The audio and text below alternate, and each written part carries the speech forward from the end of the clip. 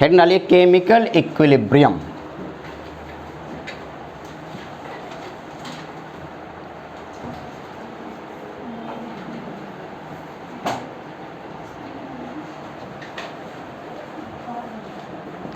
जैसा कि थोड़ी देर पहले हम लोगों ने फिजिकल इक्विलिब्रियम पढ़ा, यही ना। तो फिजिकल इक्विलिब्रियम में आपको क्या लगा कि जब रैपर, ओडोनिल वाला रैपर ओपन हो जाता था उसके बाद क्या वापस इक्विलिब्रियम आता था? नहीं। यानी कि इक्विलिब्रियम हमेशा क्लोज कंटेनर में होगा। क्लोज कंटेनर इसलिए हम बोल रहे हैं क्योंकि प्रोसेस रिवर्स हो सके।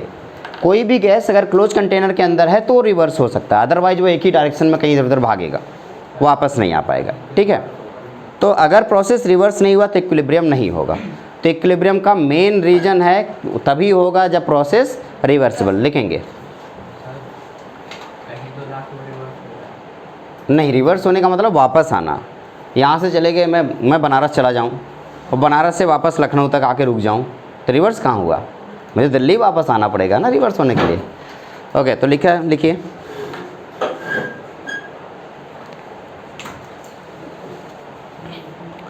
सबसे पहले केमिकल इक्विलिब्रियम का डेफिनेशन लिखेंगे। लिखिए a state of reaction, a state of, bracket में लिख देना reversible reaction, a state of reversible reaction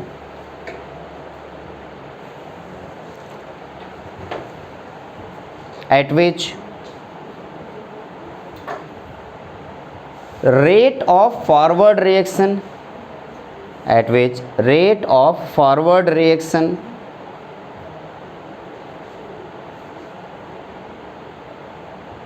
is equal to rate of backward reaction. Rate of forward reaction is equal to rate of backward reaction. एक ऐसा state reaction में जिसमें forward reaction का और backward reaction का दोनों का rate equal हो जाए। ठीक है ना, कोई दिक्कत? अब इसको और ज़्यादा डिटेल में समझना है तो उसके लिए हमें सबसे पहले रिवर्सिबल रिएक्शन को समझना होगा।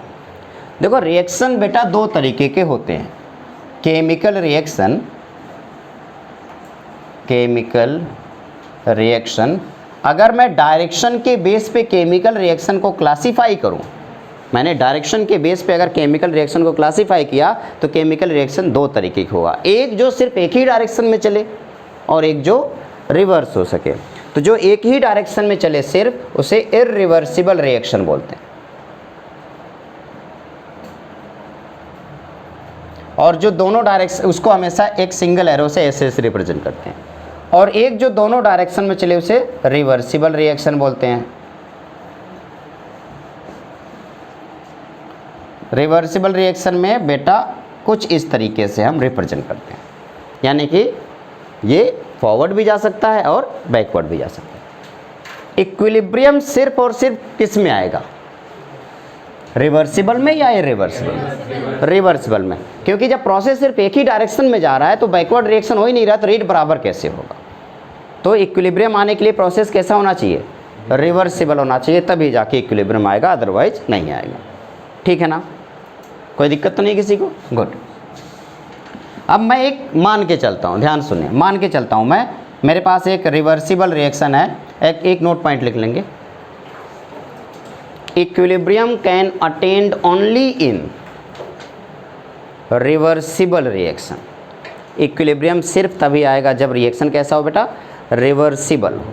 Equilibrium can attend only in reversible reaction. जैसे मान लेता हूँ AA plus BB gives CC plus D।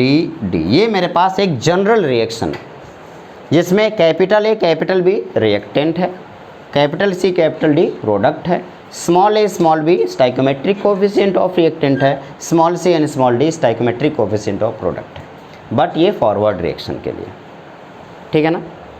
अगर मैं फिर से देखना, अगर मैं इस बोलूँ कि फॉरवर्ड रिएक्शन बताओ इसमें क्या है, तो आप इसमें फॉरवर्ड रिएक्शन क्या लिखोगे?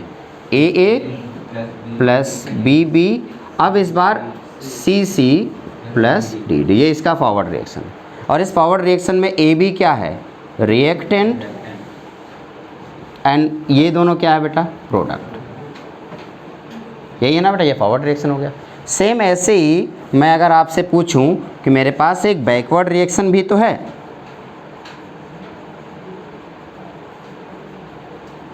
बताना बेटा, बैकवर्ड रिएक्शन क्या है, CC plus DD gives AA plus BB।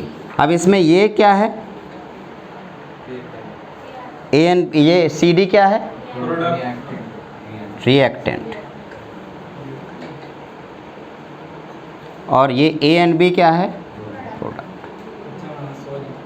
किसी भी रिएक्शन को लिखने के लिए तीन चीज़ों की ज़रूरत पड़ती है, reactant, product and arrow. Arrow बताता है डायरेक्शन ऑफ रिएक्शन। एरो के बाद वाला हमेशा प्रोडक्ट होता है, एरो के पहले वाला हमेशा रिएक्टेंट होता है, चाहे कैसे भी लिखा जाए। ऊपर वाले में प्रोडक्ट ये है और नीचे वाले में प्रोडक्ट ये है। एक बार ज़रा ध्यान से देख लो कि जब मैंने कहा कि हमारे पास रिवर्सिबल रिएक्शन है, तो फॉरवर्ड रिएक्शन में जो रिएक्टेंट हुआ करता था, बैकवर्ड रिएक्शन के लिए वही प्रोडक्ट बन गया, और फॉरवर्ड रिएक्शन में जो प्रोडक्ट हुआ करता था, बैकवर्ड रिएक्शन के लिए वही रिएक्टेंट बन गया। क्या ये बात क्लियर होगी, कोई दिक्कत तो नहीं? गुड। इस तरीके से हमने रिएक्टेंट और प्रोडक्ट के बारे में डिस्कशन किया। किसी भी रिएक्शन में ध्यान देना, अगर रिवर्सिबल रिएक्शन है तो किसी भी रिएक्शन में स्टार्टिंग में फॉरवर्ड रिएक्शन का रेट बहुत ज़्यादा होता है, धीरे धीरे क्या होता है, वो कम होता जाता है। जैसे स्टार्टिंग में मैंने जब आइस वाला एग्जांपल लिया था ना, आइस को मैंने वाटर में डाला, तो स्टार्टिंग में बड़ी तेज़ी से आइस मेल्ट होने लगेगा, लेकिन जैसे जैसे टेम्परेचर वाटर का कम होता जाएगा, आइस के मेल्ट होने का रेट भी क्या होता जाएगा, कम होता जाएगा। तो स्टार्टिंग में फॉरवर्ड रिएक्शन का रेट बहुत ज़्यादा होता है और बैकवर्ड रिएक्शन का रेट बहुत कम होता है। टाइम के अकॉर्डिंग फॉरवर्ड रिएक्शन का रेट कम होता जाता है और बैकवर्ड रिएक्शन का रेट बढ़ता चला जाता है। क्या ये बात क्लियर हो रही थोड़ा बहुत, कोई दिक्कत तो नहीं? Good.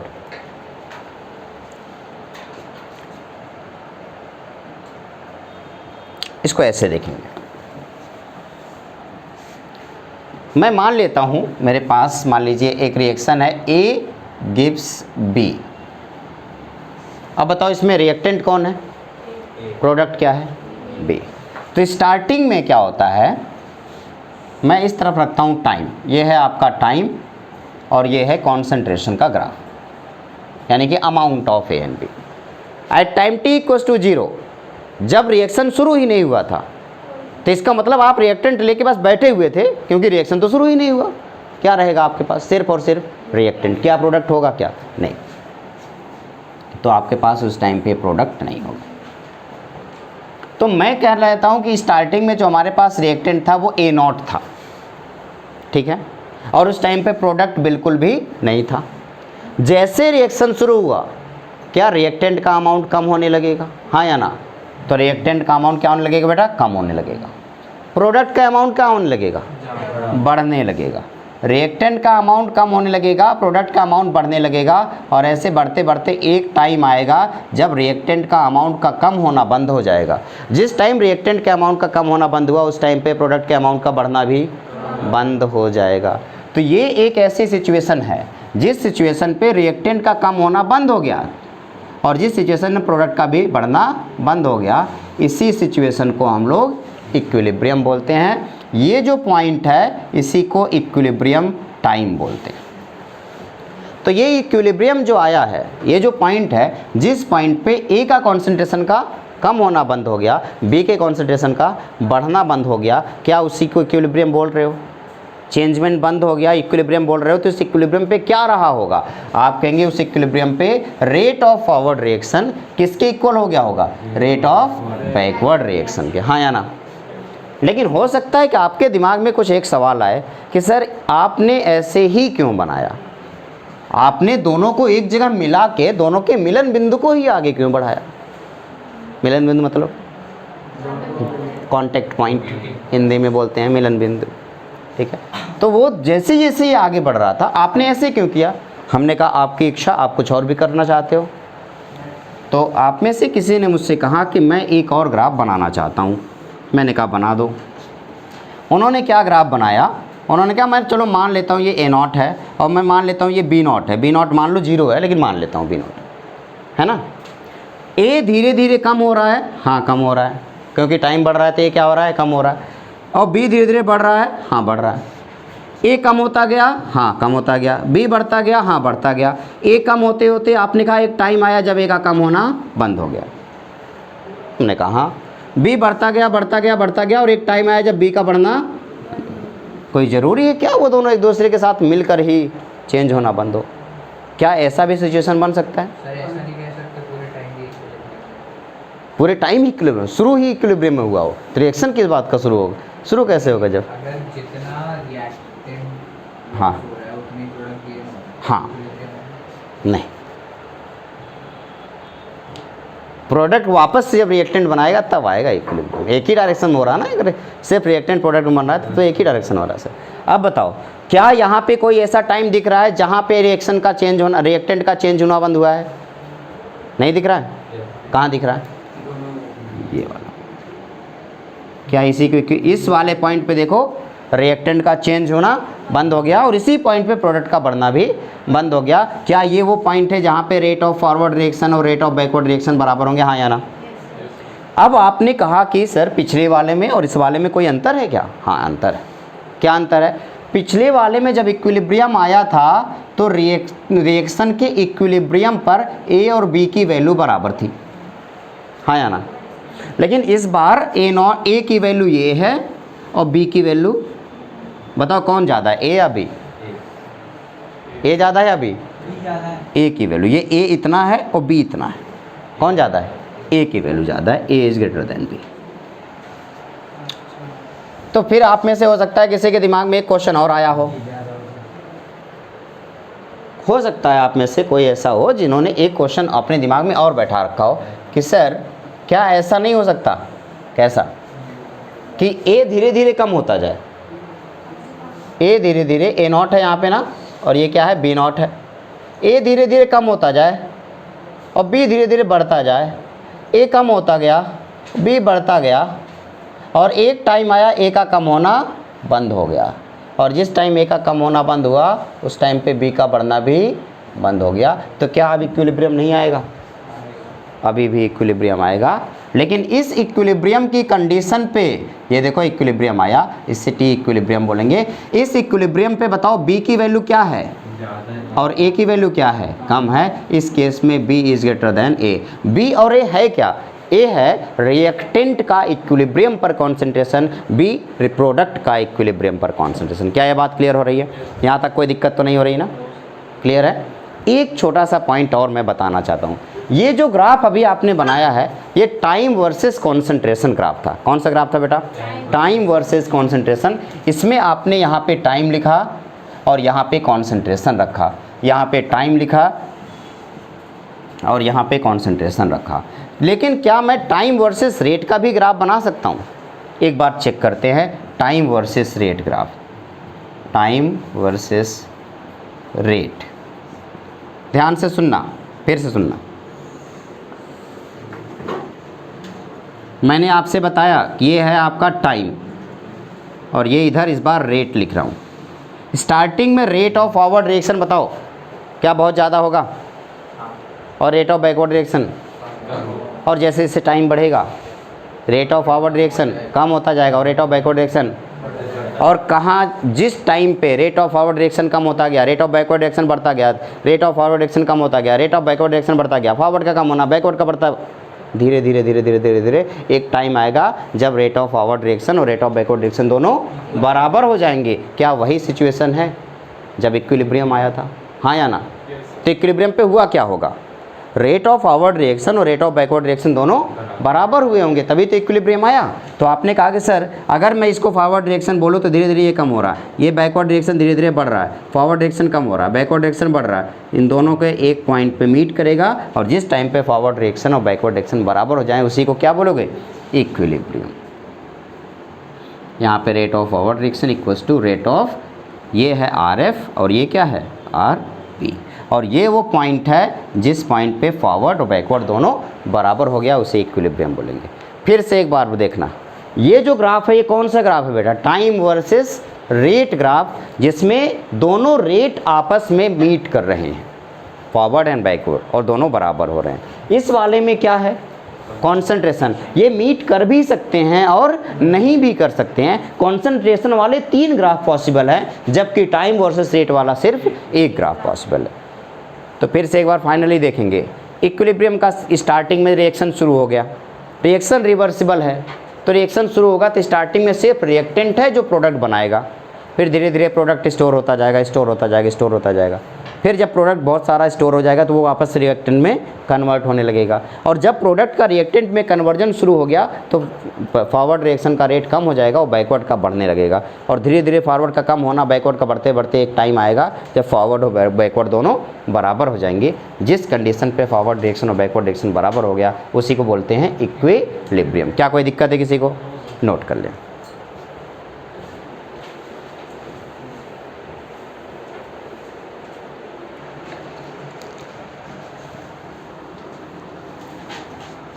Law of mass action.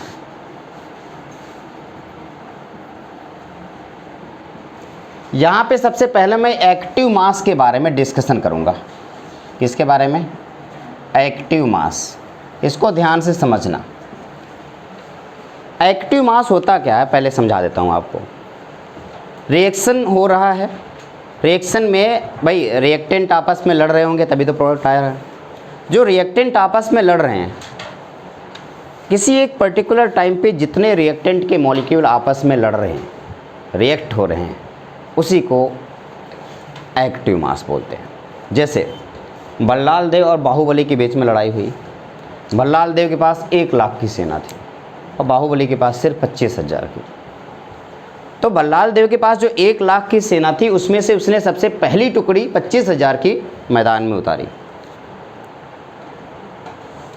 लड़ाई करने के लिए। लड़ाई शुरू है। अभी बल्लाल देव के पास टोटल कितनी सेना थी? 1 लाख की टोटल सेना थी, वो उसका कॉन्सेंट्रेशन है। लेकिन उस 1 लाख में से कितना एक्टिव है? 25,000, 25,000। तो वो एक्टिव मास हुआ, बाकी रेस्ट हैं। ऐसा नहीं कि वो लड़ेंगे ही नहीं, जब ये 25,000 मर जाएंगे तो फिर से 25,000 भेजे जाएंगे, जब वो मरने वाले होंगे तो फिर से 25,000 भेजे जाएंगे। तो एक्टिव मास का मतलब किसी पर्टिकुलर टाइम पे जो एक्टिव हो उसे एक्टिव मास बोलते हैं।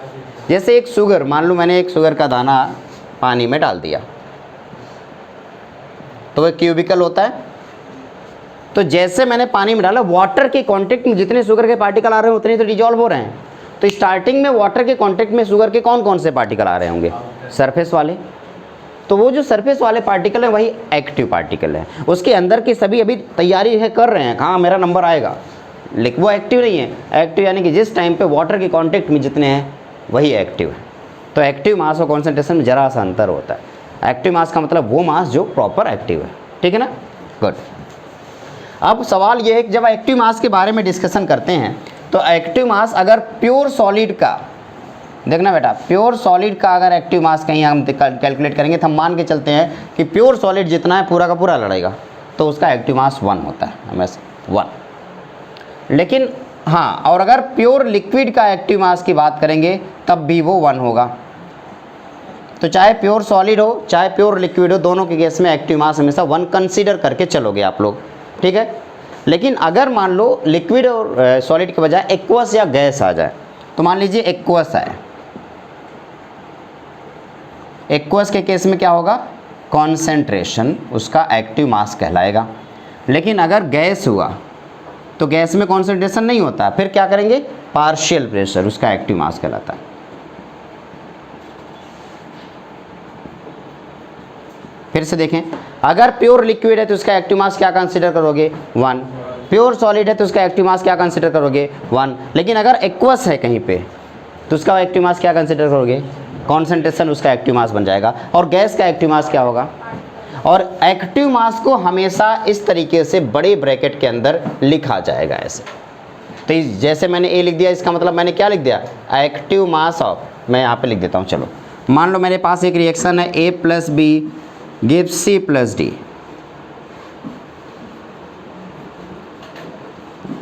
तो अगर मैंने यहाँ पे बड़े ब्रैकेट में लिख दिया तो मैंने क्या लिखा जाने अनजाने में? एक्टिव मास ऑफ ए। अब मैं इसको ऐसे लिख देता हूँ, ये है सॉलिड, ये है लिक्विड, सी है एक्वस और ये है गैस डी। अब आप बताना, तो मैंने क्या की, थोड़ा सा और साफ सुथरा लिख देता हूँ, ए सॉलिड है प्लस बी लिक्विड है गिव्स सी जो है वो क्या बन रहा है बेटा, एक्वस, प्लस डी क्या बन रहा है, गैस। उस केस में ये बड़े ब्रैकेट के अंदर मैंने ए लिखा, ये क्या हो जाएगा, एक्टिव मास ऑफ ए, है ना, एक्टिव मास ऑफ ए। बताओ एक्टिव मास ऑफ ए यहाँ पे क्या होगा, आप कहेंगे 1, क्यों, वेरी गुड। अगर मैंने ये बी लिख दिया तो इसका मतलब एक्टिव मास ऑफ बी क्या लिखूँगा, 1, क्यों, प्योर लिक्विड है। यहाँ पे मैंने ऐसे लिख दिया एक्टिव मास ऑफ सी, बताओ क्या होगा, concentration of C, concentration of C. Okay, अगर मैंने यहाँ पे डी लिख दिया, डी के केस में क्या लिखूँगा, कौन, active mass of D, that means partial pressure of D. P D का मतलब क्या हुआ, पार्शियल प्रेशर ऑफ डी।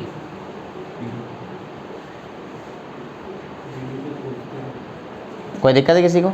तो एक्टिव मास मेरे ख्याल से अब तक आपको समझ में आ गया होगा। एक्टिव मास प्योर लिक्विड का और प्योर सॉलिड का 1, active mass of gas partial pressure, active mass of aqueous solution concentration. Very good.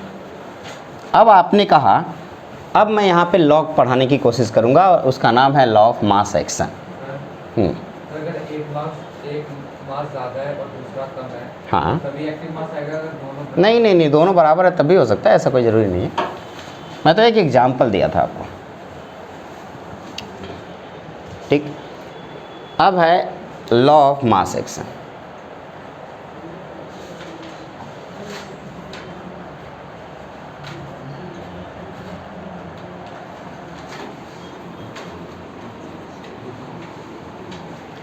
Mass action का लॉ, इनके अकॉर्डिंग किसी भी रिएक्टेंट में जितने रिएक्टेंट हैं उन सारे रिएक्टेंट का कॉन्सेंट्रेशन या उसका एक्टिव मास आपस में मल्टीप्लाई करो और जो प्रोडक्ट आता है वो प्रोडक्ट रेट के डायरेक्टली प्रोपोर्शनल होगा। लिखेंगे, फिर ये नोट कर लिया, पहले ये नोट कीजिए फिर जाके ये लिखवाता हूँ।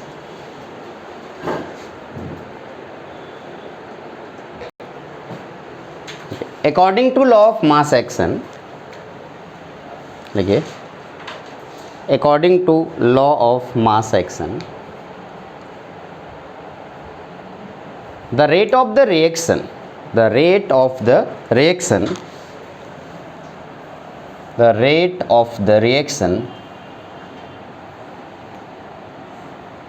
is directly proportional to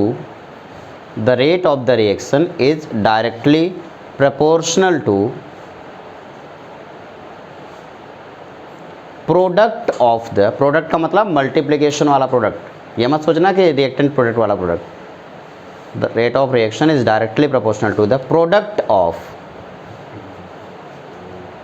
active masses of all reactant, product of active masses of all reactant।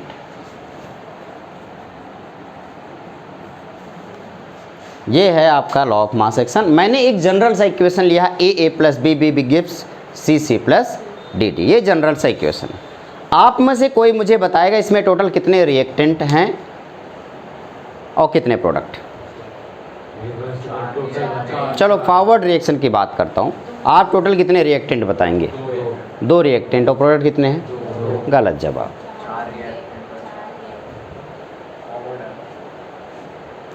चलो अब इसको ऐसे लिखता हूँ, कितने रिएक्टेंट है इसका, मैंने अभी जो रिएक्शन लिखा है ना, अब मैं इसको ऐसे लिख दूँ, 3H2 plus N2 gives 2 moles of ammonia.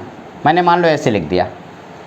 इसमें टोटल कितने रिएक्टेंट हैं, फॉरवर्ड रिएक्शन के लिए बताइए, टोटल कितने रिएक्टेंट हैं?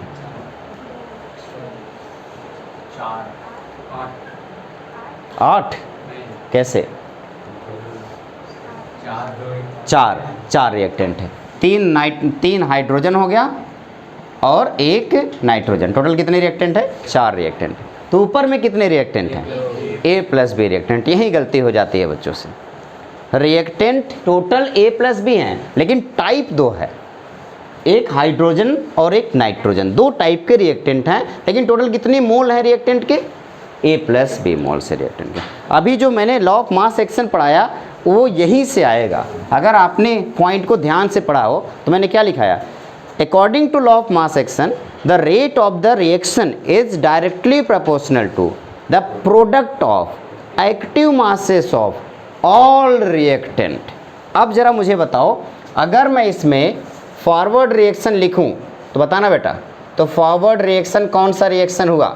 तुरंत बता दो। आपने कहा फॉरवर्ड रिएक्शन हुआ A plus B gives C plus D. क्या ये फॉरवर्ड रिएक्शन हुआ? हाँ या ना? अब इस रिएक्टेंट के लिए रिएक्टेंट कौन है? ए और बी, ये रिएक्टेंट हो गया और ये क्या हो गया? प्रोडक्ट। क्या मैंने लॉ ऑफ मास एक्शन में प्रोडक्ट लिखाया है या रिएक्टेंट का मास लिखाया है? रिएक्टेंट का एक्टिव मास, यानी कि rate of forward reaction this is directly proportional to active masses of A to the power. अब देखो एक्टिव मास ऑफ ए कितने बार ए लिखा हुआ है? ए टाइम्स। अगर 2 बार लिखा होता तो ए इंटू ए 2 बार लिखता, 3 बार होता तो ए इंटू ए 3 बार लिखता। यहाँ पे कितनी बार लिखना होगा? ए इंटू कहाँ तक जाऊँगा? ए टाइम्स। कितने टाइम्स? ए टाइम्स। स्मॉल ए टाइम्स से लिखना पड़ेगा मुझे। अब इंटू बी कितने टाइम्स लिखा जाएगा? B into B. बताओ बेटा कितने टाइम्स लिखूं? Small B times. मैथ ने थोड़ा सा इसको आसान कर दिया। कैसे? आपने कहा सर किसी भी नंबर को जितने बार मल्टीप्लाई करते हैं वो उसकी पावर चढ़ जाती है। यहाँ पे कितनी बार मैंने मल्टीप्लाई किया? A time. तो इसका मतलब active mass A to the power A और active mass B to the power B. अब जब प्रोपोर्शनल का साइन हटाते हो तो क्या लगता है? कांस्टेंट। तो क्या मैं आर एफ इक्वल टू लिख दूँ के एफ? के कांस्टेंट है, एफ क्यों लिख रहा हूँ? फॉरवर्ड रिएक्शन के लिए। तो K F equal into A to the power A and B to the power B. Similarly आप लोग मुझे ये बैकवर्ड रिएक्शन के लिए लिख के बताएंगे। चलो इधर इरेज कर दो ना, ये हो गया। R B equals to K B A की पावर ए बी की power C to the power small C capital B की power small D. Similarly for backward reaction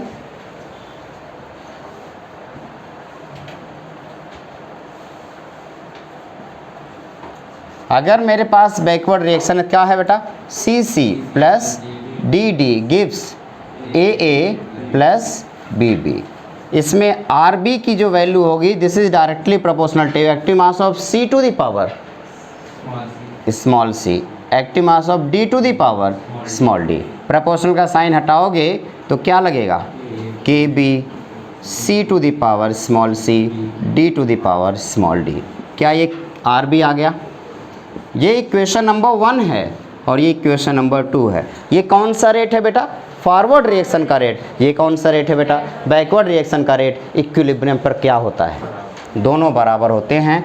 at equilibrium आपने कहा कि R B R F equals to R B, R F की value है K B active mass of C to the power C active mass of D to the power D. This is equals to K F, यहाँ पे या R F था ना, मैं R F है ना ये बेटा, ये तो पहले आर एफ लिख देता हूँ। आर एफ क्या है? K F active mass of A to the power A active mass of B to the power B. This is to K B active mass of C to the power C active mass of D to the power D. अब मुझे बताइए के F by के B कर दूँ, दोनों constant एक तरफ ले लूँ तो क्या आएगा? Active mass of C to the power C active mass of D to the power D divided by active mass of A to the power A active mass of B to the power B. क्या यहाँ तक कोई दिक्कत? Finally मैं अगर के F by के B को के लिख दूँ, के क्या है? Equilibrium constant K. This is equals to, final formula बताइए, K equals to active mass of C to the power C active mass of D to the power D divided by active mass of A to the power A, active mass of B to the power B. This is your final formula. K is equilibrium constant. इसे note कीजिए अपनी copy में, फिर हम इसको और ज़्यादा detail में समझते हैं। हाँ क्या हुआ बेटा? A टाइम्स इंटू क्यों हुआ? मैंने अभी देखो क्या लिखाया था कि जितने भी रिएक्टेंट हैं सारे रिएक्टेंट का कॉन्सेंट्रेशन आपस में मल्टीप्लाई करना होगा। तो कितने रिएक्टेंट A कितने बार लिखा हुआ? A बार। अगर सोचो यहाँ पे 2A लिखा होता तो आप यानी कि रिएक्टेंट कितने A 2 बार हैं, तो आपको एक बार A का कॉन्सेंट्रेशन जो आया फिर से दूसरा वाला जो A है उसका कॉन्सेंट्रेशन आपस में मल्टीप्लाई करते। यहाँ पे 3 लिखा होता तो क्या होता? ये 3 बार मल्टीप्लाई किया जाता। अगर यहाँ पे 4 लिखा होता तो कितनी बार मल्टीप्लाई करते? 4 बार। यहाँ पे लिखा क्या है? A, तो कितनी बार मल्टीप्लाई करना होगा? A बार मल्टीप्लाई करना होगा। तो हमने A टाइम्स मल्टीप्लाई किया। इस A टाइम्स मल्टीप्लाई करने की वजह से इसकी पावर A आ गई। इसको B टाइम्स हमने मल्टीप्लाई किया, इसकी वजह से इसकी पावर B आ गई। क्या बात क्लियर हुआ? सेम ऐसे ही रिएक्टेंट में मुझे यहाँ पे मुझे कितनी बार मल्टीप्लाई करना था? C बार। तो इस वजह हमें इसकी पावर C कर दिए। यहाँ पे D टाइम्स मल्टीप्लाई करना था, दैट्स वाई इसकी पावर D होगी। क्या capital? Active mass of A है। इस A का ये रिएक्टेंट है ना बेटा, A रिएक्टेंट है तो A का एक्टिव मास लिया। ये B रिएक्टेंट है, B का एक्टिव मास। B जो रिएक्टेंट है वो कितनी बार है? स्मॉल b बार। तो इसलिए स्मॉल b की पावर चढ़ रही है।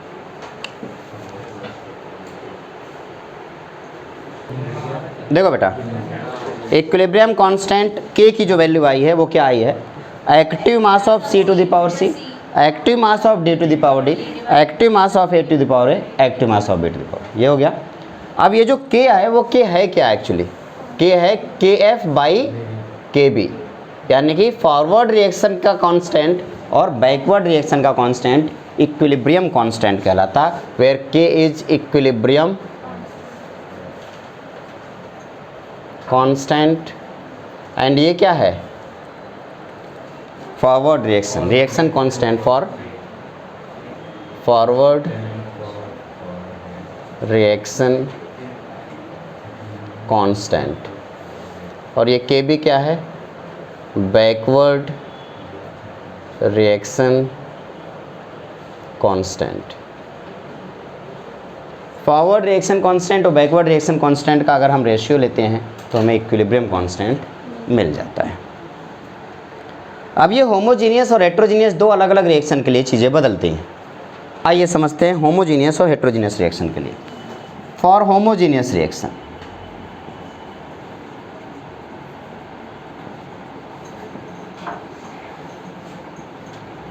अब होमोजीनियस रिएक्शन में दो फेज होगा, एक तो लिक्विड फेज रिएक्शन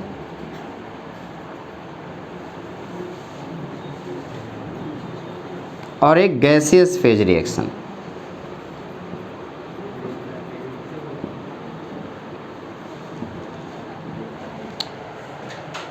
तो उसमें सबसे पहले हम लेके चलते हैं liquid phase reaction.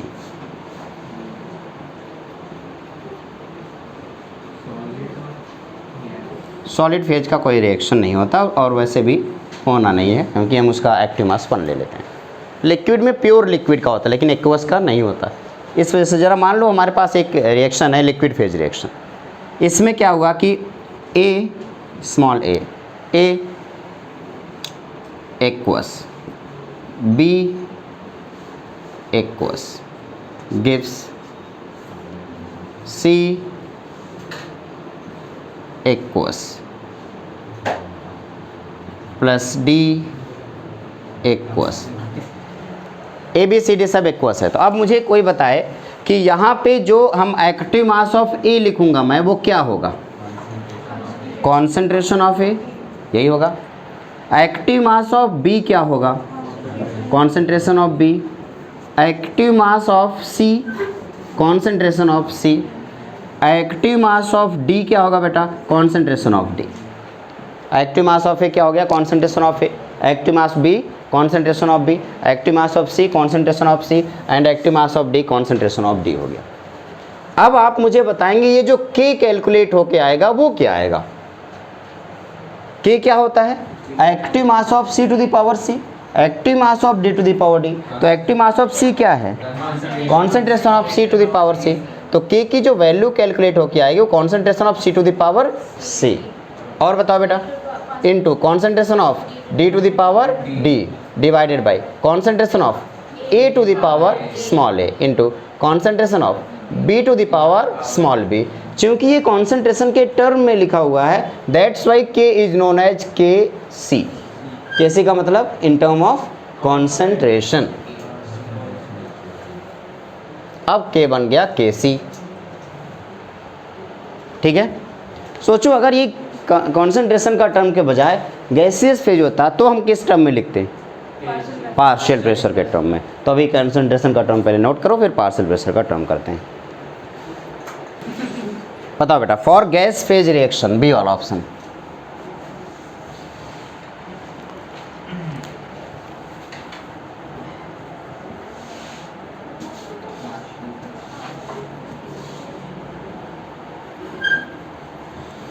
Gas phase reaction में मैं कह रहा हूँ कि ए ये गैस है, प्लस बी ये भी क्या है? गैस। और इस टाइम में सी ये भी क्या हो गया? गैस, प्लस डी ये भी क्या हो गया? गैस। इस केस में बताओ एक्टिव मास ऑफ ए क्या हो गया? पार्शियल प्रेशर ऑफ ए, इसे हम बोलते हैं पी ए। तो बताओ एक्टिव मास ऑफ बी क्या हो जाएगा? इसे क्या बोलेंगे? P B. Active mass of C P C. Active mass of D P D.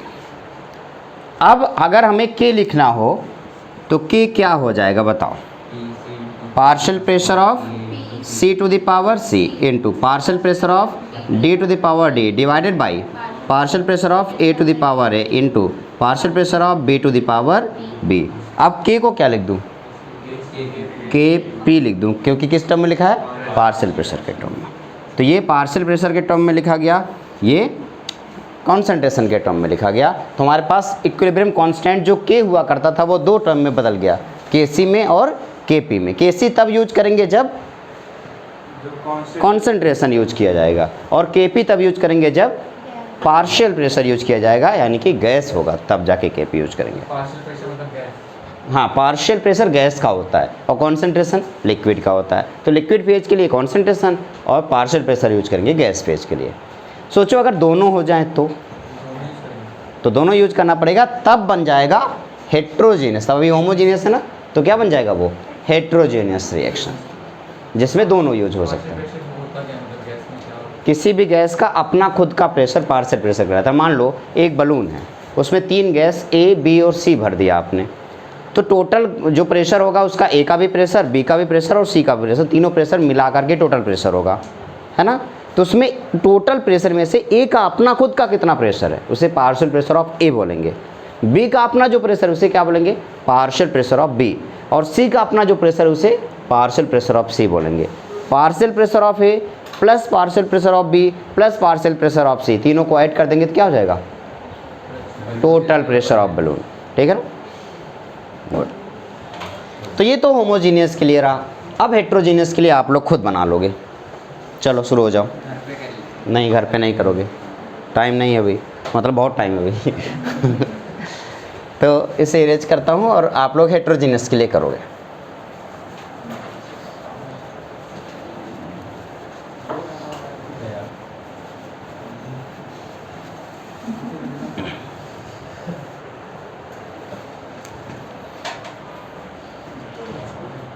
For heterogeneous reaction, heterogeneous reaction के लिए क्या करना होगा? हेट्रोजीनियस रिएक्शन के लिए मान लो ए है जो कि गैस है, प्लस बी जो कि सॉलिड है, इससे डी जो कि एक्वस बन रहा है, प्लस डी सी बन रहा होगा ना, सी एक्वस बन रहा है, डी जो है वो है आपका गैस बन रहा है, हाँ गैस बन रहा है। चलो अब इस केस में partial pressure of active mass of A क्या होगा बताओ? Partial pressure of A. Active mass of B क्या होगा? 1। एक्टिव मास ऑफ सी क्या होगा? Concentration of C. Active mass of D क्या होगा? Partial pressure of D. अब यहाँ पे के की वैल्यू लिखूंगा तो क्या लिखूंगा बताओ? सी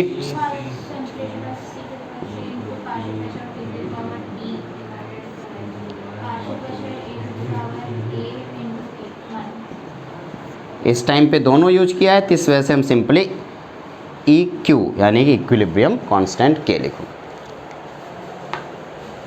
आसानी से समझ में। एक लास्ट क्वेश्चन करेंगे, उसके बाद आज का लेक्चर खत्म करेंगे। बस नोट करने से एक छोटा सा क्वेश्चन है प्यारा सा, फिर आज का लेक्चर खत्म करेंगे। क्वेश्चन है the following concentration were obtained, the following concentration were obtained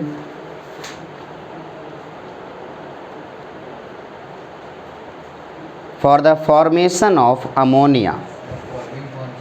Following concentration were obtained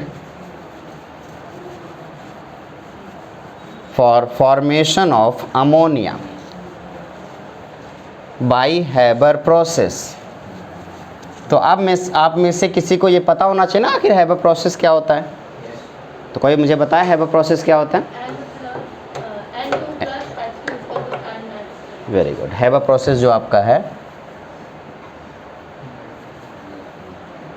मैं ऐसे लिख दे रहा हूँ, N2 plus 3H2 gives 2 moles of ammonia. मैंने रिएक्शन आपको दे दिया। हैबर प्रोसेस ब्रैकेट में लिख दीजिए रिएक्शन। तो रिएक्शन को समझ आता है, ये हैबर प्रोसेस है क्या? अमोनिया बनाने के लिए ये मेथड जो होता है, इस मेथड को हैबर नाम के एक साइंटिस्ट ने दिया था, इसलिए इसका नाम Haber process.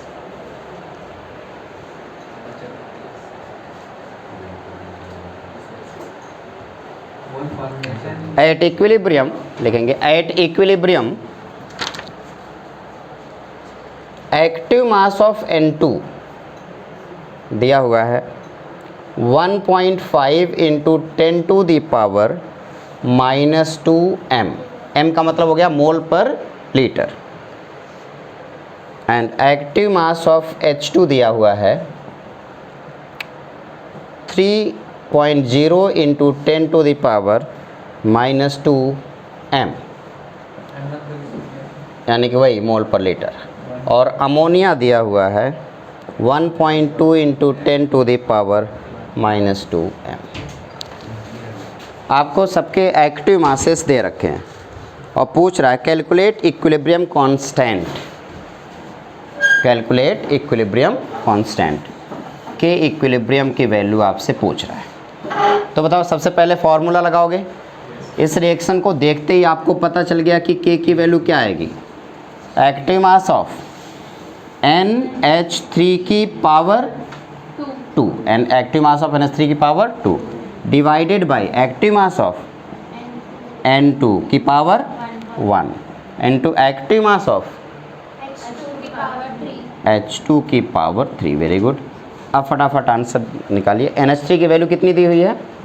1.2 into 10 to the power -2। इसकी क्या बेटा? 1.5 into 1.2 into 10 to the power -2, ये 2 बार लिख दिया गया। डिवाइडेड बाई N2 का कितना है बेटा? 1.5 into 10 to the power -2 into H2 कितना है? 3.0 into 10 to the power -2 into 3.0 into 10 to the power -2 into 3.0 into 10 to the power -2। अब देखो -2 दो -2 को मार देगा ये, ठीक है।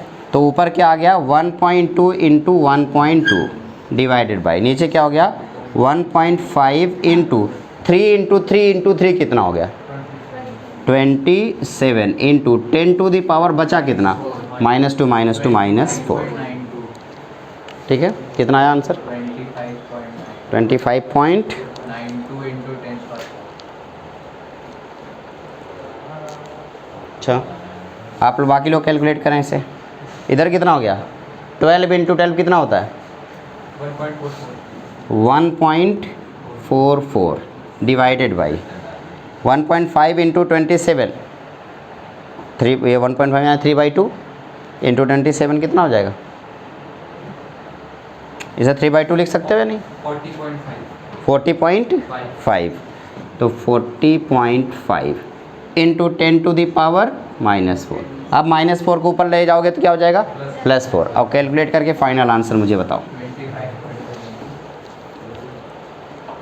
कैलकुलेट करके फाइनल आंसर बताओ।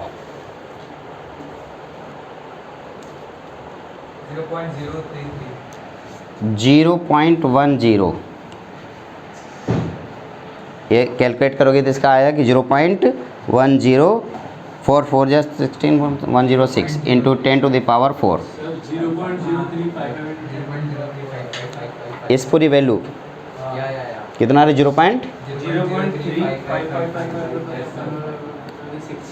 0.03555 बस, इससे ज़्यादा बार 5 मत बोलो। 10 टू द पावर 4 है ना। अब ये पॉइंट शिफ्ट करोगे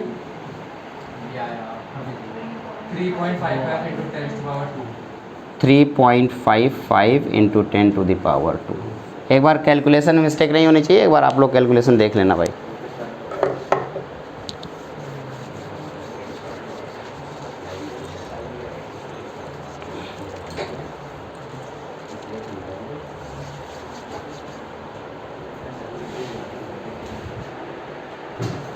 NCERT एग्जाम्पल 7.2 एंड एक्सरसाइज जो आपको करना है 7 पॉइंट लिखेंगे। 7.2 एक्सरसाइज का भी 7.2, 7.3, 7.4,